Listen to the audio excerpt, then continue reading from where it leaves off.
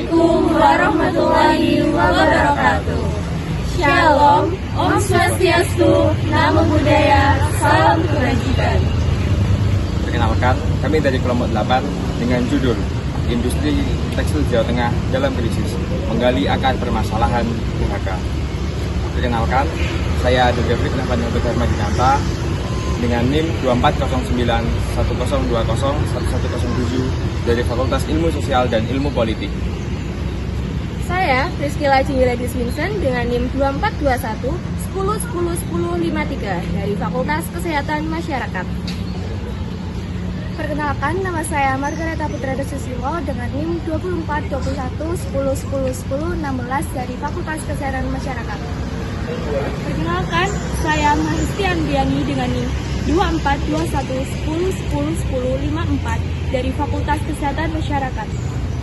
Perkenalkan, saya Skaragia Hanauda dengan NIM 240810201161 dari Fakultas Ekonomi dan Bisnis. Asosiasi Pengusaha Indonesia melihat ancaman PHK di Jadi sorotan menyusul gelombang PHK yang terus mendapatkan konfirmasi akan ada PHK. Di Indonesia, proses perdagangan internasional berperan sangat penting.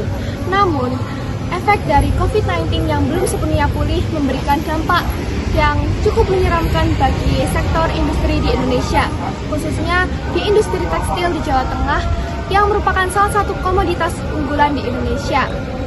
Kondisi global kan belum stabil, bisa dilihat dari perkembangan ekonomi yang belum bisa terlalu cepat. Ada juga beberapa negara yang laju ekonominya lambat, kata Kepala Perwakilan Bank Indonesia Jawa Tengah, yaitu Ibu Dari Suryaningsih. Bisa dilihat juga data dari Badan Pusat Statistik di mana volume perkembangan ekspor di Indonesia sangatlah tidak stabil. Selain itu, membanjirnya impor mengakibatkan para produsen lokal mengalami kesulitan. Harga barang-barang impor yang jauh lebih murah daripada harga barang-barang domestik mengakibatkan para pelaku industri mengalami kesulitan. Contohnya, pada saat ini Indonesia banyak sekali ribuan ton pakaian impor yang datang ke Indonesia di setiap bulannya. Lesunya ekspor dan banjirnya impor merupakan salah satu pemicu terjadinya gelombang PHK. Memasuki pertengahan tahun 2024, beberapa pabrik tekstil yang ada di Indonesia mulai tumbang.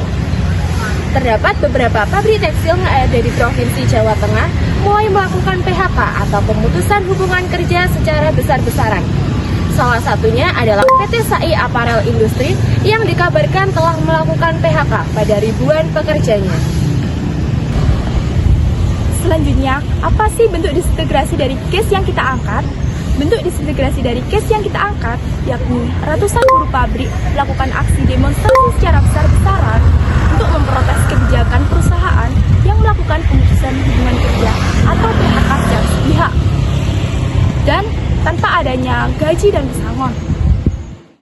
Menurut Bambang Susatyo, selaku Ketua MPR Republik Indonesia, dalam tanda kutip, derasnya gelombang PHK yang menyebabkan pengangguran apabila tidak diatasi dan disikapi dengan serius bisa dimanfaatkan oleh berbagai pihak yang tidak bertanggung jawab untuk membuat situasi sosial di masyarakat menjadi panas.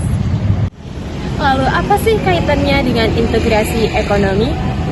Dengan adanya PHK massal di industri tekstil mengakibatkan meningkatnya angka pengangguran yang menyebabkan terjadinya aksi demonstrasi secara besar-besaran oleh ratusan bahkan ribuan buruh pabrik tekstil yang meminta keadilan serta memprotes kebijakan perusahaan yang melakukan PHK secara sepihak. Hal ini tentunya dapat mengancam integrasi nasional, khususnya integrasi ekonomi. Para pekerja industri tekstil yang dikenai PHK tercatat sejumlah 8.500 orang pada tahun 2023, sedangkan pada tahun 2024 tercatat sejumlah 7.400 orang. Hal ini termasuk dalam bentuk disintegritas yang mana disebabkan oleh beberapa faktor. Faktor yang pertama yaitu terjadinya penurunan produktivitas yang disebabkan oleh berkurangnya pemesanan pada beberapa negara. Faktor yang kedua yaitu karena terjadinya konflik geopolitik antara Rusia dengan Ukraina Hal ini dapat menghambat majunya perekonomian di dunia. Nah, faktor yang ketiga yaitu kebijakan pemerintah mengenai bahan baku impor yang mana menyulitkan produsen lokal dalam memproduksi suatu tekstil karena kurangnya bahan baku impor. Kami menyimpulkan 3 solusi yang dapat ditawarkan oleh pemerintah. Yang pertama adalah memberi kemudahan, yang kedua adalah melaksanakan pencegahan, dan yang ketiga adalah meningkatkan pengembangan.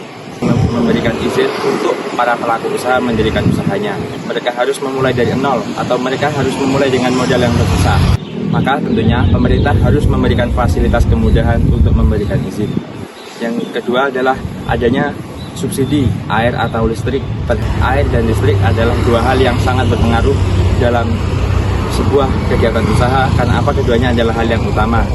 Sekarang mesin butuh listrik juga, kemudian apalagi industri sangat membutuhkan air yang sangat banyak, terutama usaha tekstil. Lalu melaksanakan pencegahan. Pencegahan apa yang dimaksud?